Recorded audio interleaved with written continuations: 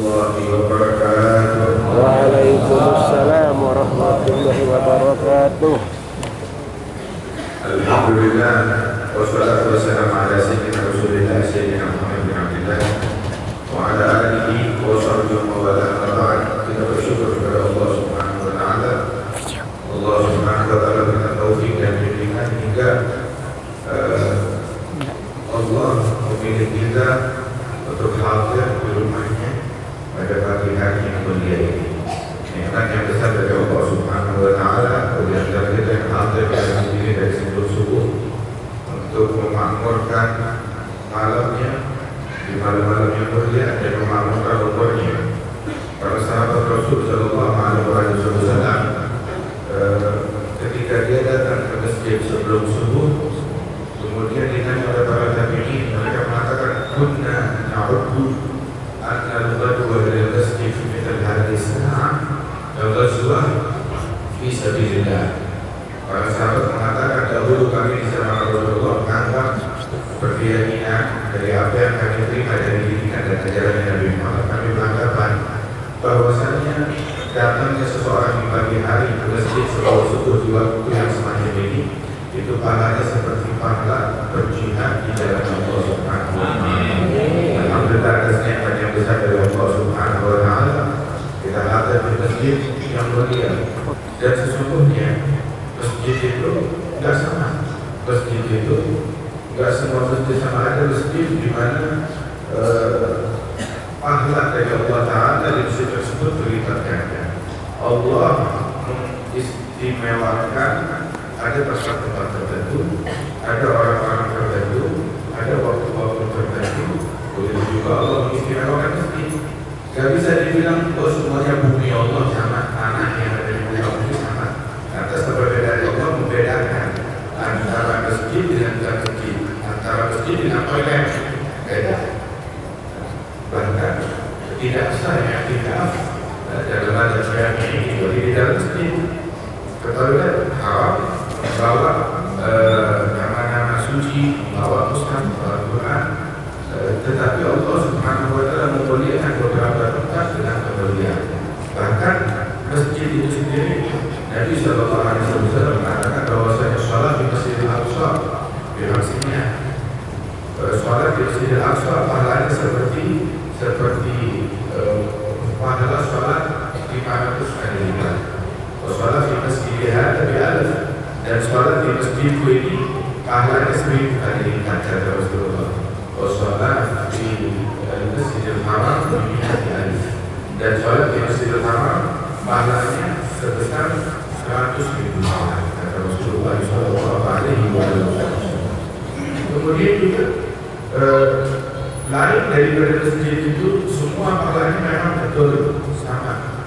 Akan tetapi ada beberapa masjid yang diistimewakan oleh Rasulullah Sallallahu Alaihi Wasallam hingga Allah Taala menyebutkan dalam masjidul ussisa ala taqwa min awwal yawmin ahad tabu'an fi, masjid yang dibina, yang ditaksis atas dasar ketakwaan kepada Allah Taala dari hari pertama lebih berhak untuk engkau berdiri dan sholat di dalamnya. Maknanya ada masjid yang memiliki, yang diberikan keistimewaan bahwa Rasulullah lebih berhak sholat di situ dibandingkan di tempat yang lain. Sehingga ketika semua masjid yang lain dan selain dari yang tidak semuanya sama, beda. Ada masjid masjid yang dilarang Rasulullah masuk dan sholat di dalamnya. Ada masjid yang Allah Taala nyatakan lebih berhak Rasulullah untuk sholat di dalamnya. Kemudian di antara takhsis pengistimewaan yang disebutkan oleh Allah Ta'ala terhadap masjid-masjid selain dari masjid yang tidak tersebut, Allah Ta'ala menyatakan pada masjid Ussisa ala taqwa min awwal yawmin ahad tabu'an fihi rijalun yuhibbuna an yatatahharu wallahu yuhibbul mutahhirin. Di dalam masjid yang kalau berhak untuk berdiri dan sholat di dalamnya terdapat orang-orang hebat. Siapa mereka? Yuhibbuna an yatatahharu, orang-orang yang cinta untuk bersuci, cinta kepada kesucian, cinta cinta kepada sifat yang suci, cinta kepada Quran yang suci, cinta kepada kebersihan. Kebersihan bukan cuma kebersihan zahir, namun juga kebersihan batin. Fihi rijal. Kenapa alasannya lebih disukai oleh Rasulullah SAW di situ? Sebab di situ ada orang-orang perkasa, ada orang-orang hebat, ada orang-orang luhur. Siapa orang yang hebat, yang kotor, yang kuat, bukan yang suci. Dan pun ada kotor. Bahkan Allah Ta'ala menyatakan bukan orang suci, orang yang cinta kepada kesucian. Bukan suci, cinta kepada kesucian, cinta untuk bersuci, cinta untuk bersuci. Bukan kesucian, bukan cuma suci Allah, tapi juga suci batin. Cinta. Dan di sini disebutkan bahwasanya orang yang cinta kebaikan, orang yang cinta kebaikan itu punya keistimewaan di sisi Allah Ta'ala. Sampai masjid atau tempat sholat yang dia hadiri, yang dia datangi, Rasulullah lebih berhak untuk sholat. Pantas, orang ini pantas untuk mengundang Rasulullah, untuk mendatangkan Rasulullah, untuk didatangi oleh Rasulullah Sallallahu Alaihi Wasallam. Ada kenapa? Rijal pun ada yang terharu. Sebab di dalam masjid itu ada orang-orang hebat yang cinta kepada kesucian. Mudah-mudahan Allah Ta'ala jadikan kita orang yang cinta kepada kesucian dan cinta kepada kesucian. Bercinta berdampak untuk disucikan oleh Allah Subhanahu Wa Ta'ala. Ulama bilang bahwasanya ayat ini diturunkan kepada ahli Kuba. Mereka orang-orang yang ada di masjid Kuba, salah satu masjid pertama yang dibina oleh Rasulullah Sallallahu Alaihi Wasallam di dalam perjalanan hijrah beliau. Dan Allah Ta'ala mensifatkan ahli Kuba itu adalah orang yang benar bersuci.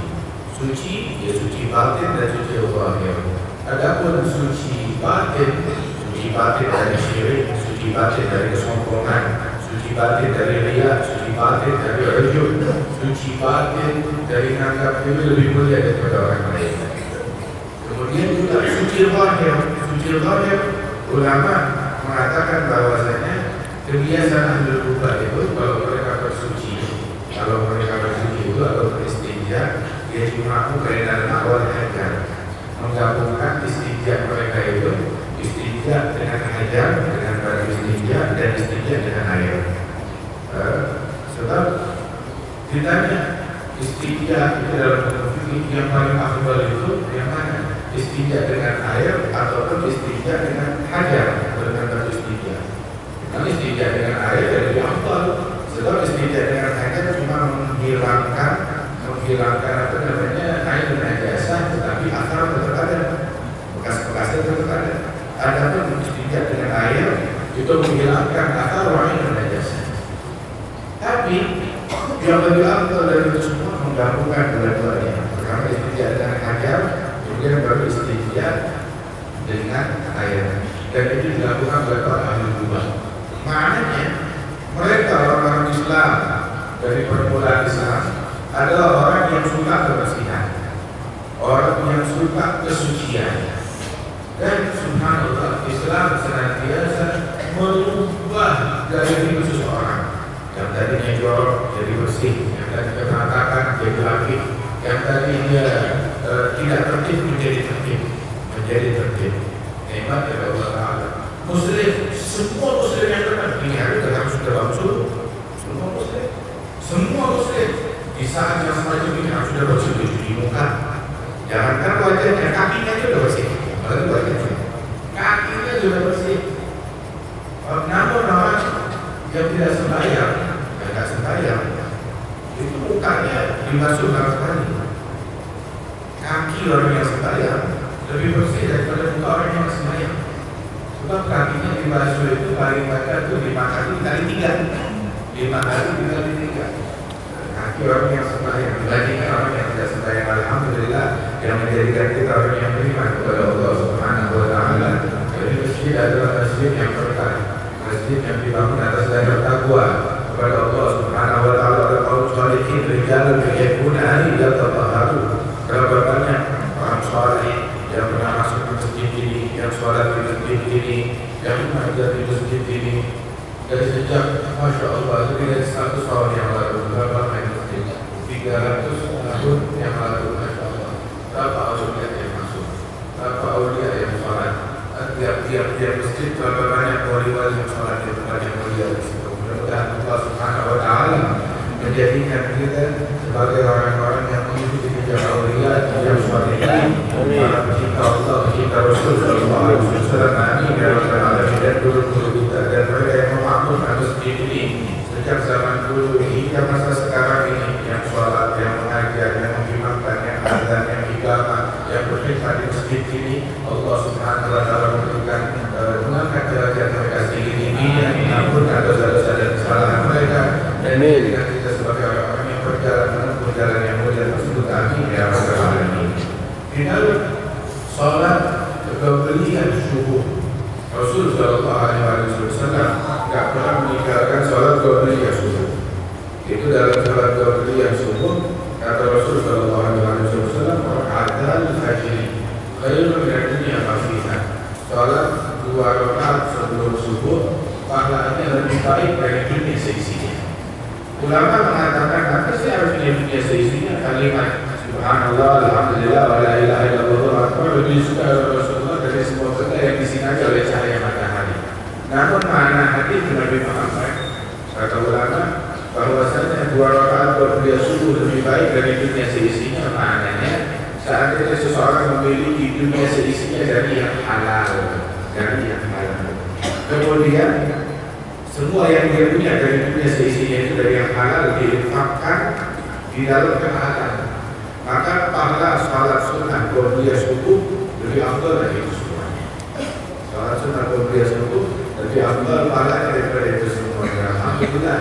Makanya ini adalah salat sunnah yang tak pernah ditinggalkan oleh Rasulullah Sallallahu Alaihi Wasallam. Hingga pendapat beberapa ulama di luar mazhab Syafi'i, pendapat beberapa ulama sampai menganggap sholat itu adalah wajib. Tapi itu dibantah bahwasanya yang wajib itu cuma sholat 5 waktu saja. Sholat kemuliaan subuh tak pernah ditinggalkan oleh Rasul Sallallahu Alaihi Wasallam. Bahkan Sayyidah Aisyah radhiyallahu anha wa radhaha mengatakan Rasul Sallallahu Alaihi Wasallam itu kalau beliau sholat sunnah kemuliaan subuh, beliau sholat sunnah itu dengan ringkas.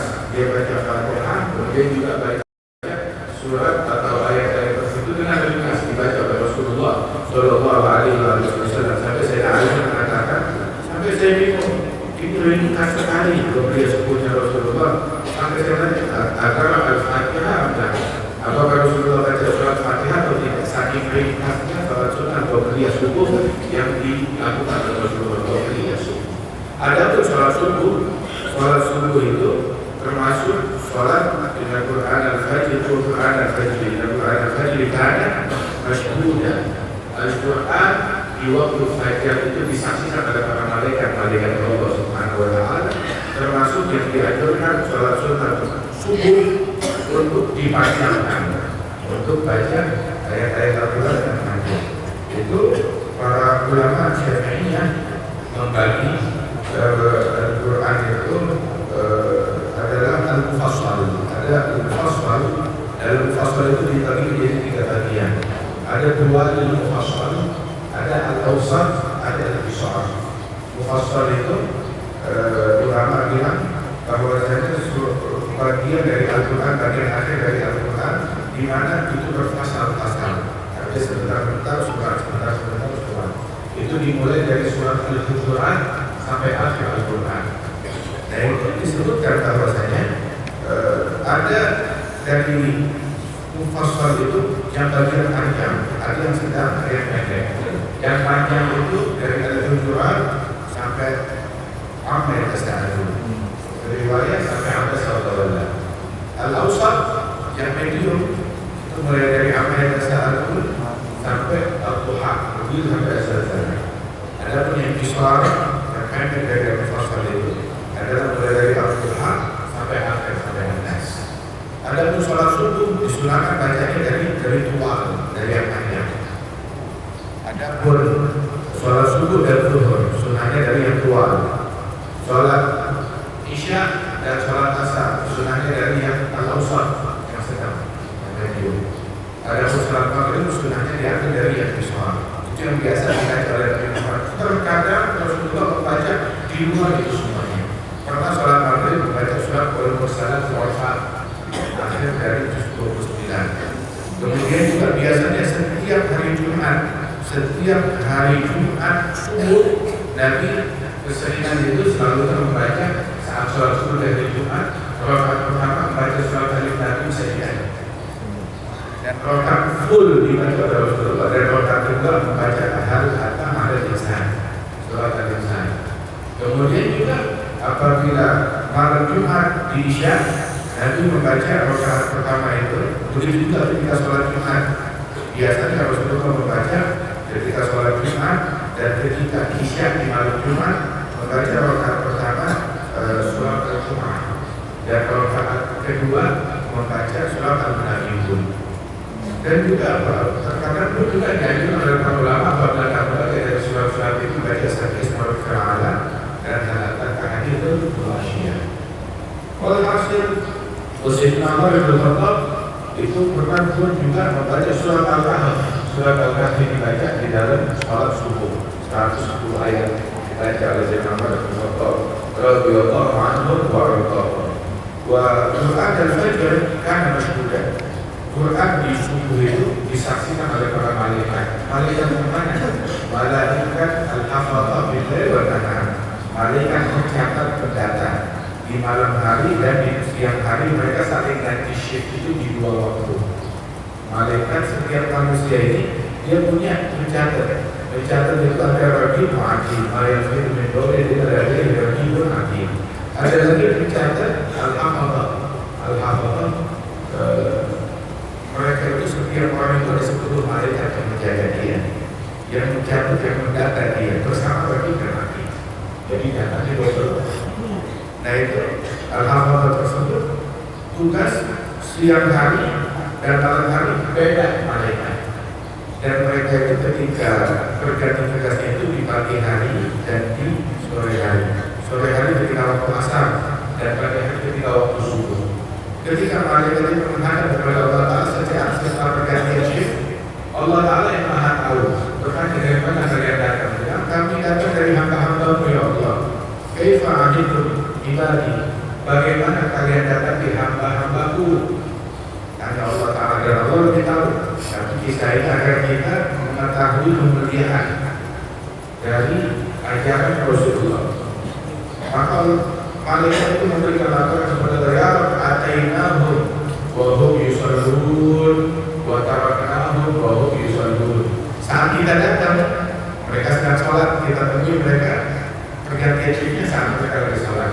Dan saat kita pulang, mereka pun juga lagi sholat. Masya Allah. Itu perjumpaan dan shiftnya ketika sholat asar dan ketika sholat subuh. Masya Allah. Wah kata. Untuk tadi telah diajarkan disunahkan oleh Rasul Sallallahu Alaihi Wasallam. Beliau karena meninggalkan salah satu qabliyah subuh, dan biasanya dalam qabliyah subuh Rasulullah Sallallahu Alaihi Wasallam membaca itu rakaat pertama beliau al-Kafirun dan Al-Ahad. Selanjutnya keseringan adalah dua ayat ini yang dibaca, dua surat ini. Rakaat pertama al-Kafirun, rakaat kedua al-Ikhlas. Kemudian juga terkadang Rasulullah SAW membaca surat Al-Nashr dan Al-Kahf. Itu sampai diriwayatkan di dalam sebuah athar, man qara'a bi alam wa alam salima fi yawmihi min al-alam. Yang membaca ketika sholat berbeda subuh surat alam dan alam dalam berbeda subuh, maka seharian selamat dari alam. Alam itu dari kesakitan, dari musibah, dari hal-hal yang memedihkan. Alam Nashr dan Al-Kahf. Dia baca alam wa alam, membaca alam Nashr dan membaca Al-Kahf. Maka sepanjang hari selamat dari alam, dari penyakit, dijauhkan dari hal-hal yang memberatkan, yang menyusahkan dia. Terkadang Rasul Sallallahu Alaihi Wasallam mengambil membaca satu rakaat pertama berbeda subuh, satu ayat dari Al-Baqarah dan satu ayat dari Al-Imran. Adapun ayat dari Al-Baqarah yang dibaca oleh Rasulullah, "Qulu amanna billah wa ma unzila ilaina wa ma unzila ila Ibrahim wa Ismail wa Ishaq wa Yaqub wa al-Asbaq wa ma utiya Musa wa Isa wa ma utiya nabiyyuna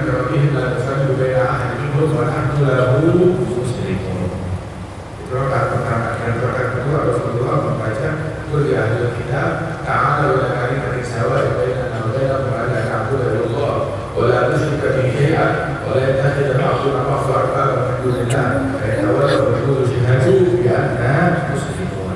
Ini ayat dari surat Al-Imran ini sering dibaca oleh Rasulullah terutama dalam doa dia subuh. Subhanallah, ini ayat pun juga memiliki keistimewaan. Keistimewaan bagaimana Islam mendoktrin umat untuk respek kepada para nabi. Semua nabi, semua rasul. Bahkan di Al-Baqarah, amar Rasul bertauhid ilaihi wa rabbihi wal mu'minun turun billahi wa malaikatihi wa kutubihi wa rusulihi la nufarriqu baina ahadin min rusulihi. Kita tidak membeda-bedakan dalam keimanan terhadap para rasul Allah. Kita beriman kepada Nabi Adam, Nabi Nuh, Nabi Idris, Nabi Ibrahim, Nabi Ismail, Nabi Ishaq, Nabi Yaqub, Nabi Musa, Nabi Isa, dan Nabi Muhammad sallallahu alaihi wasallam. Kita beriman dengan semua para nabi dan semua rasul. Bahkan nggak sah Islamnya kita, nggak sah imannya kita kepada Nabi Muhammad kecuali kita iman kepada semua nabi-nabi. Kalau kita nggak beriman, manakala kita nggak beriman dengan Nabi Isa, maka nggak sah Islamnya kita. Kalau kita nggak beriman kepada Nabi Musa, nggak sah Islamnya kita. Kalau kita nggak beriman kepada Nabi Ibrahim, Nabi Ismail, dan Nabi yang disebut pada Al-Quran, nggak sah iman kita kecuali kita wajib beriman kepada semua nabi-nabi tersebut. Lain berfirman baina ahadin min rusulihi. Jangankan terhadap para nabi-nabi, bahkan terhadap orang-orang soleh pun juga kita diajarkan untuk respect. Jadi dalam surat Al-Kahfi diajarkan oleh Imam bagaimana diceritakan tentang Ashabul Kahfi. Ashabul Kahfi mereka bukan nabi. Mereka ini bukan nabi, bukan rasul.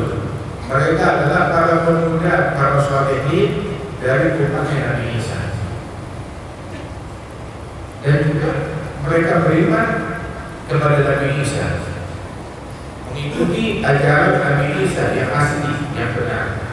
Dan Allah Ta'ala menceritakan tentang kekuatan iman mereka yang tidak bisa dirubah dengan tekanan dan diskriminasi, tetap beriman. Bahkan Allah Subhanahu wa Ta'ala bagaimana menceritakan kisah Ashabul Kahfi. Kalau bahasa kita sekarang apa? Manaqib Ashabul Kahfi. Jadi kalau manaqib itu tidak ada bid'ah dalam Islam. Allah cerita manaqib Ashabul Kahfi, ayo beriman. Manaqib Ashabul Kahfi diceritakan oleh Allah dalam Al-Quran. Satu surat dikasih nama surat Al-Kahf. Surat Al-Kahf. Al-Kahf gua itu biasa, tapi menjadi luar biasa karena ada para wali-wali tersebut, para pemuda-pemuda yang imannya kuat dari umatnya Nabi Isa. Allah Ta'ala berfirman, "Nahnu naqussu 'alaika naba'ahum bil haqq." Kami kisahkan kepada kau berita tentang mereka dengan hak. Nah, ini juga pelajaran. Kalau kita mau menceritakan tentang manaqib wali-wali, manaqib ulama, silahkan. Itu ajaran Allah, ajaran Al-Quran. Allah menceritakan manaqib Ashabul Kahfi, menceritakan manaqib Siti Maryam, menceritakan manaqib ibundanya Nabi Musa, menceritakan manaqib keluarganya Imran, menceritakan manaqib sholihin, sholihat, diceritakan manaqib mereka, menceritakan manaqib para nabi dan para rasul. Dan Allah Ta'ala mengatakan berdasarkan Nabi Musa Ibrahim diulil albab, kisah mereka pelajaran bagi orang yang punya hati yang berakal. Kalau ada yang bilang manaqib tidak ada gunanya, mungkin ini tak punya akal. Tapi Allah Ta'ala nyatakan diulil albab, pelajaran bagi orang yang berakal. Kalau ada orang bilang tidak ada gunanya, ya wajar, mungkin ini tak punya akal. Nah, ini hanya pelajaran bagi orang yang punya akal, pelajaran bagi orang yang punya hati. Kemudian Allah Ta'ala jadikan kita yang berakal dan orang yang berhati. Allah Ta'ala ceritakan mereka, tapi ketika kita menceritakan tentang mereka seperti diajarkan oleh Allah Ta'ala, kami kisahkan berita mereka dengan hak, bukan dengan hoax. Harus ada rujukannya yang benar, harus ada sumbernya yang benar. Al-Imam Junaid bin Muhammad Al-Baghdadi beliau bilang, beliau imam ahli tasawuf, hikayat as-salihin jundun bi junudillah al-batina arsalah ila qulubi ibadihi hikayat kaum salihin bagaikan bala tentara dari Allah Ta'ala yang dikirim ke batin para kekasih-kekasih Allah. Untuk apa?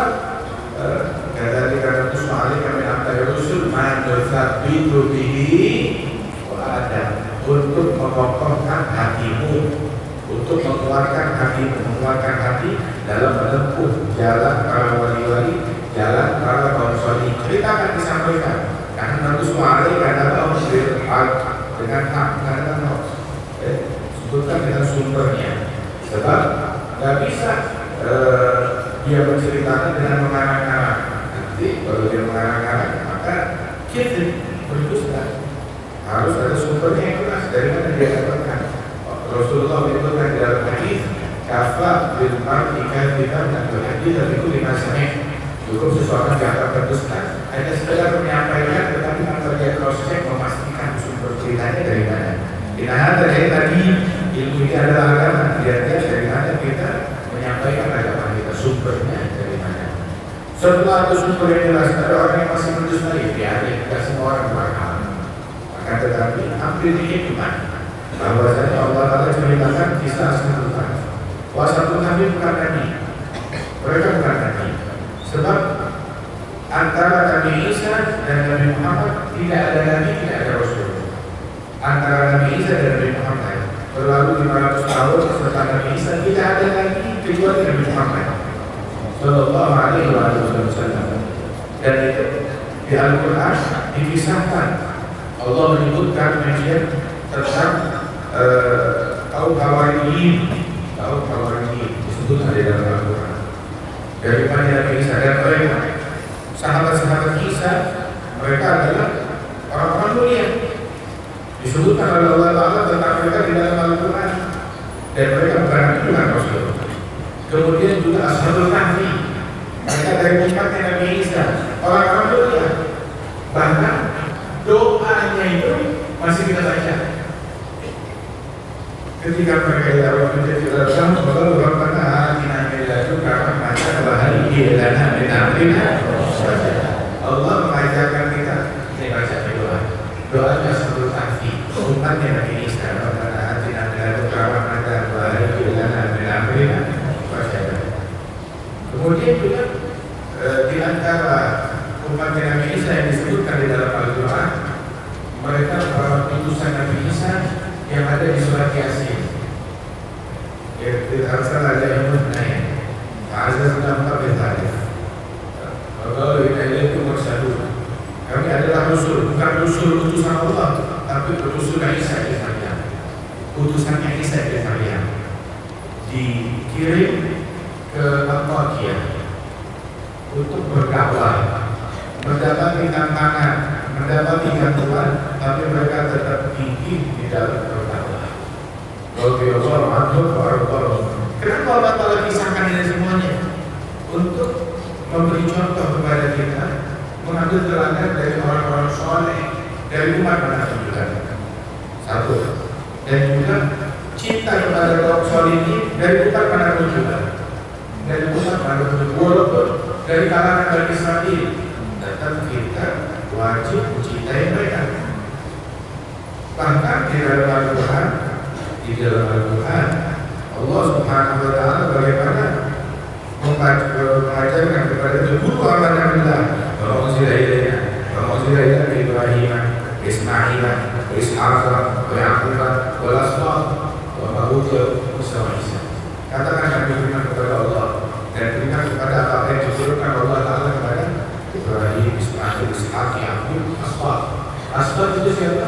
Asbaq saudara-saudaranya Yusuf. Mereka adalah 12 orang totalnya. 12 orang totalnya. Mereka ini pertama diangkat jadi nabi. Mereka adalah putra-putranya Yaqub. Punya anak 12, semuanya jadi nabi. Yang pertama diangkat jadi nabi adalah Sayyidina Yusuf. Mereka ini pernah melakukan kejahatan terhadap Nabi Yusuf, tapi mereka bertaubat balik kepada Allah Ta'ala, diangkat jadi nabi. Maknanya jangan putus asa.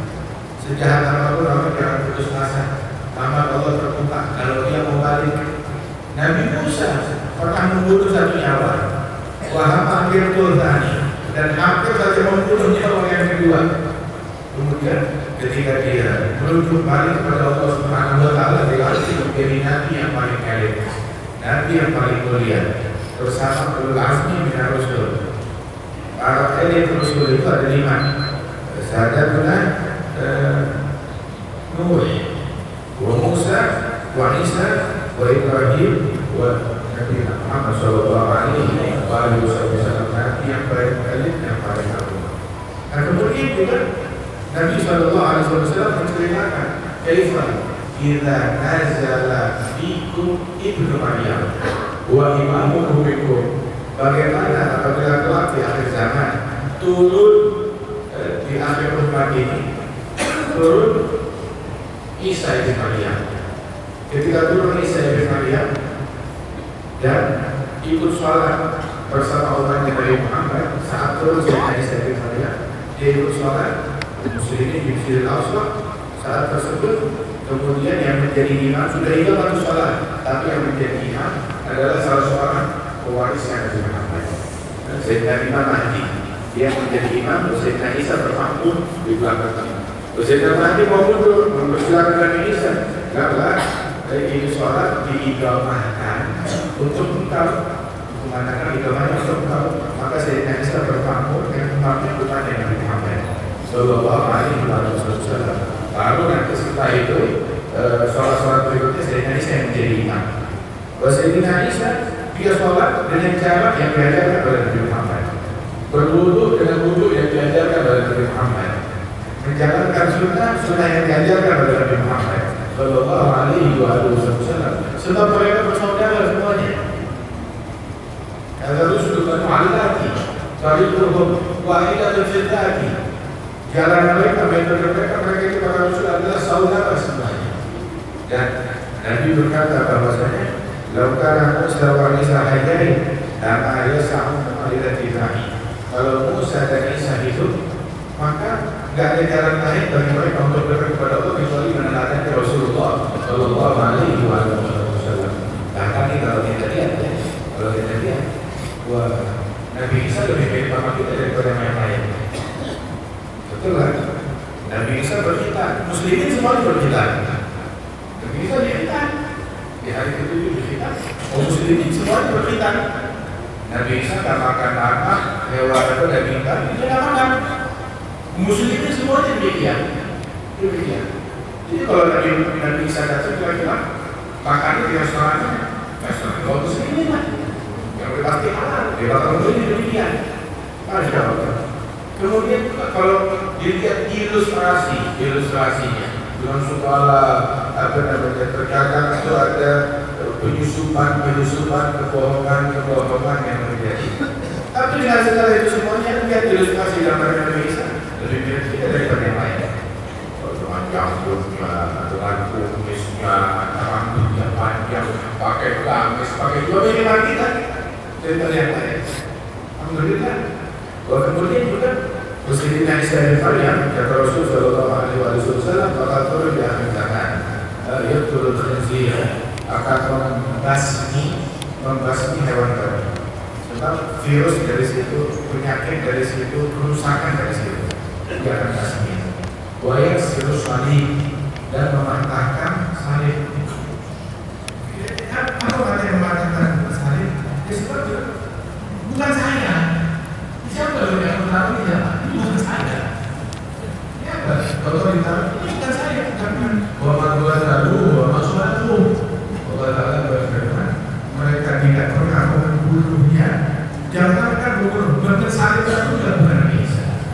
Dan orang-orang juga di antara mereka pengikut-pengikutnya juga ada khilaf, perbedaan, pertentangan dalam hal itu. Sampai sekarang khilafnya pertentangan masih terjadi.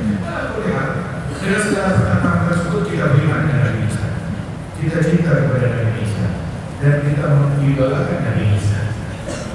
Dan Sayyidina Isa bin Maryam tersebut, Isa bin Maryam, bahkan itu maulid beliau, Allah Ta'ala sebutkan maulid Nabi Isa di dalam Al-Quran. Jadi kalau ada orang komplain maulid Nabi Muhammad, di Al-Quran ada maulid Nabi Isa. Bukan lagi maulid Nabi Isa, ada maulidnya Siti Maryam. Allah Ta'ala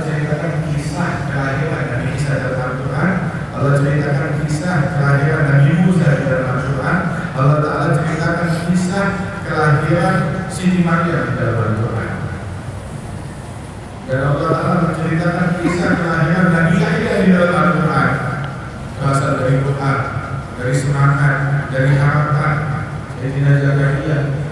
Kemudian juga dari harapan istrinya Imran. Imran itu dalam satu Al-Quran itu ada sebuah surat yang panjang. Namanya surat Al-Imran, 200 ayat. Surat Al-Imran. Siapa yang Imran? Imran bukan Nabi Rasul kata ulama. Ulama bilang mayoritas ulama bahwa Imran ini bukan Nabi, bukan juga Rasul. Akan tetapi Allah Ta'ala namakan satu surat keluarga Imran, mengajarkan kita respect, hormat, cinta kepada Imran dan keluarganya. Padahal dia bukan Nabi, bukan Rasul. Dan dikisahkan dari surat yang panjang itu disebutkan namanya surat Al-Imran, tapi tidak ada satu kalimat pun, tidak ada satu kata pun keluar dari mulutnya Imran. Yang disebut semua omongan dari istrinya Imran. Jadi kalau ada perempuan ngomongnya banyak, jangan hemat gitu, jangan hemat gitu. Tapi istrinya Imran ngomongnya bagus semuanya. Nazar, doa, harapan, semangat, ingin perlu ambil. Ada emansipasi. Kalau mau bicara tentang emansipasi wanita, nih. Istrinya Imran Ridha Imran ini nazar belakang Afrikat ini muhabbat serta ini saya bernazar apa yang ada di dalam kandungan saya ini adalah untuk khidmat. Saya nazarkan untuk Baitul Maqdis, untuk khidmat di Baitul Maqdis. Begitu yang lagi perempuan niatnya nggak suruh, tetap digunakan di tangannya untuk khidmat di Baitul Maqdis. Taqabbalaha Rabbuha biqabulin hasan wa aqadaha hasanah wa rafa'aha Zakaria. Dan pekerjaannya dalam memakmurkan masjid, juga bukan cuma memakmurkan bangunannya aja, tapi juga merawat kebersihannya, ketertibannya, memakmurkannya dengan sholat, dengan zikir, dengan ibadah, dan peran semua jemaah untuk memakmurkan masjid. Sehingga kullama dakhala 'alaiha Zakaria al-mihrab wa kana 'indaha rizqan. Tiap kali Sayyidina Zakaria masuk ke mihrab, mendapati di mihrab itu rezeki makanan. Anda lihat kuncinya berada di tangan Zakaria. Dari mana orangnya datangnya? Apakah ada manusia yang datang? Mau datang juga lewat mana dia datang? Kuncinya di tangan Zakaria, kunci mihrab tersebut. Sayyidina Zakaria berkata, huwa min 'indillah, Allah yarzuqu man yasha' bighairi hisab. Rezeki ini datang dari Allah. Allah memberikan rezeki kepada hamba-Nya tanpa hisab. Kemudian tidak ada asal dari dia. Di dalam momen itu Sayyidina Zakaria doa kepada Allah. Ketika melihat sholihin, sholihat, jangan iri, jangan hasud, justru harus suka, harus cinta, harus support. Sayyidina Zakaria bilang, kamu keponakan saya, kamu perempuan, tidak bisa kamu lebih mulia dari saya. Tidak bilang begitu. Tapi justru Sayyidina Zakaria mengambil momen tersebut ketika melihat momen karangan. Sayyidina Zakaria kata khurafat, menipu, kan yang begitu. Tapi Zakaria malah berdoa kepada Allah Ta'ala, yang diberikan zuriatan atau diberikan kasihnya, doa. Dan itu terjadi bukan sekali, dua kali. Allah Ta'ala berfirman, kullama ada berlaku yang akhir, selalu berulang-ulang tiap kali Sayyidina Zakaria datang ke mihrab mendapati ada makanan. Selalu ditanya, dari mana ini? Ini dari Allah Ta'ala, karamat dari Allah. Sayyidina Zakaria tiap kali dia menyaksikan karamat di sini berdoa kepada Allah Ta'ala. Ini dari kabulkan oleh Allah Subhanahu wa Ta'ala. Dan pengkabulan di mana? Pengkabulannya di mihrab, pengkabulannya di masjid. Pengkabulan dari Allah Subhanahu wa Ta'ala bukan tunggu warung, bukan tunggu sambil ada scrolling handphone, bukan tunggu sambil update status. Akan tetapi menunggu pengkabulan dari Allah Ta'ala. Ada malaikat dua-duaan Ibun Yusolli fil mihrab. Ini sikap orang yang menantikan pengkabulan dari Allah Subhanahu wa Ta'ala. Sikapnya seperti itu, berdiri dalam sholatnya fil mihrab. Maka posisi situasi macam ini adalah situasi yang benar-benar kabul dan ijabah dari Allah. jalla jalaluhu ta'ala ma'amadu. Masya Allah, kemudian Allah subhanahu wa ta'ala berikan anugerah kita dalam perkara solehin dan solehan. Orang-orang yang dimuliakan oleh Allah subhanahu wa ta'ala. Alhamdulillah, yang menjadikan kita orang yang Rasulullah, yang mengajarkan kita kepada setiap orang soleh, setiap nabi, setiap rasul, setiap keluarga nabi, setiap keluarga rasul, setiap sahabat nabi, setiap sahabat rasul manapun juga, dari yang terdahulu sampai kepada Nabi Muhammad. Sebab di antara semua nabi yang paling mulia Nabi Muhammad, dan sahabat seorang nabi yang paling mulia sahabatnya Nabi Muhammad. Sahabat Nabi Muhammad lebih mulia daripada sahabatnya Musa, lebih mulia daripada sahabatnya Isa. Begitu juga istrinya Nabi Muhammad lebih mulia dari istri mereka. Begitu juga keluarganya Nabi Muhammad lebih mulia dari keluarga mereka. Begitu juga ulama dari umatnya Nabi Muhammad lebih mulia daripada ulama dari umat Bani Israil. Ulama umat disamakan oleh Rasulullah kaum mulia Bani Israil. Ulama umat itu seperti para nabi-nabi dari kalangan Bani Israil. Kemudian juga bahkan Rasulullah SAW juga menjadikan ulama dari umatnya. Itu mereka kemuliaan yang memiliki kemuliaan yang agung yang luhur. Begitu juga para wali-wali dari umat Rasulullah lebih mulia, lebih agung daripada para wali-wali dari umat nabi-nabi yang lain. Alhamdulillah yang mengajarkan kepada kita cinta kepada mereka. Mudah-mudahan Allah telah hidupkan kita sebagai pecinta mereka, meneladani jalan mereka, menghasilkan perintah mereka, dan Allah Subhanahu wa Ta'ala insyaallah menjadikan umat muslimin muslimat meneladani Nabi Muhammad dan para nabi-nabi, para rasul, para aulia, para sholihin, meneladani Sayyidatina Fatimah, meneladani wanita, meneladani Sayyidatina Maryam, meneladani Ibrahim Imran, meneladani ibunda Nabi Musa, meneladani ibunda Nabi Isa, sebagai teladan bagi umat yang berdoa. Amin ya rabbal alamin. Ya Allah Ta'ala memberikan keberkahan insyaallah. Ya rezeki yang berkah ini dan juga takdirnya para imamnya, para ustadznya, para pengurusnya, dan para jamaahnya, para muadzzinnya, penginginnya, dan Allah Subhanahu wa Ta'ala insyaallah menjadikan kita mungkin salat. Amin. Menjadikan salat dan dzurriyyati dan keturunan kita menjadikan amin. Amin. Ya rabbal alamin. Berikan Allah insyaallah syurga wa rahmat. Amin.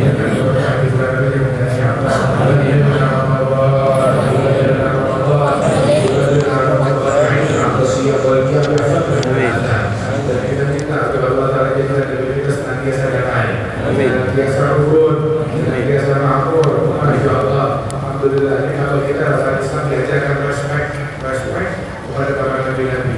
Kita mungkin muncul dari umat Islam tahu hal-hal yang ingin merusak, benci kepada umat Nabi kita diajarkan. Kita diajarkan hukum kita mirip dengan Nabi Isa. Nabi Isa mirip dengan kita. Masa ini kita akan kita cinta, kita respect, dan kita berkata dan kita berharap kalau kita hadir di zaman turunnya Nabi Isa, kita semua bermakmum di belakangnya beliau. Kita berindu untuk mencium tangan beliau, berindu untuk mencium tangannya Nabi Musa, mencium tangannya Nabi Ibrahim, mencium tangannya Nabi Yusuf, mencium tangannya Nabi Sulaiman, dan mencium tangannya Nabi Muhammad. Dan bersama itu semua kita berkeyakinan yang paling mulia di antara semua Nabi dan Rasul adalah Nabi Muhammad Sallallahu Alaihi Wasallam. Tanpa mengurangi aspek kita kepada Nabi-Nabi, maka alhamdulillah menjadikan Indonesia yang aman, makmur, dan rukun, dan ingat toleransi yang sebenarnya. Dan Allah Subhanahu wa Ta'ala jaga langgengkan insyaallah keamanan kedamaian di negeri kita. Ala hadhihi niyyatu salihah min akhirah ya fi kulli shay'in balik khair wa ila hadratin nabi Muhammad sallallahu alaihi wa sallam bi sirri al-Fatihah. Alhamdulillah.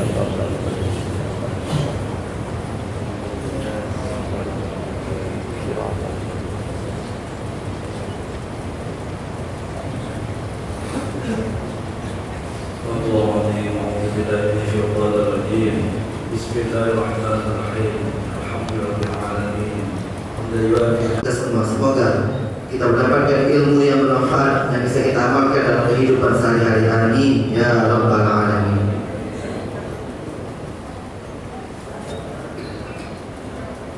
Alhamdulillah, kami mohon kepada guru kita Al-Mukarram wa Muhtaram Fadilatul Habib Jindan bin Nawfal bin Salim bin Jindan untuk foto bersama.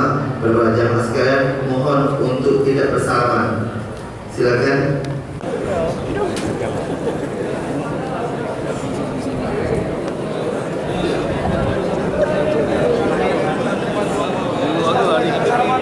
Al-Fatihah.